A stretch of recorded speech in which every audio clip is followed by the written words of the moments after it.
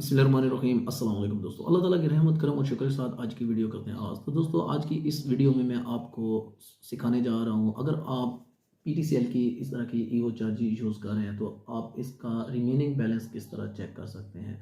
नहायत ही informative video है, video and तक लाजमी देखिएगा, स्किप बिल्कुल ना कीजिएगा। अगर हमारी वीडियो आज अच्छी लगे तो इसको लाइक करें, इंफॉर्मेटिव लगे तो कमेंट बॉक्स में अपनी कीमती राय का इजहार करें और हमारे चैनल को सब्सक्राइब करना बिल्कुल ना भूलिएगा। तो चलें देखते हैं वीडियो। तो सबसे पहले आपने करना क्या है, आपने अपने मोबाइल पे डायल करना है 0512181218। ये आपने डायल करना है और आपने इस पे टेक्स्ट जो मैसेज करना है वो आपने राइट करना है इधर INFO space MDN number. MDN number आपको कहाँ से मिलेगा, आपने यही बॉक्स जो आपके पास होगा उस पर आप देखें, इधर लिखा हुआ है MDN नंबर। ये वाला नंबर आपने इधर राइट करना है और आपने इसको कर देना है सेंड।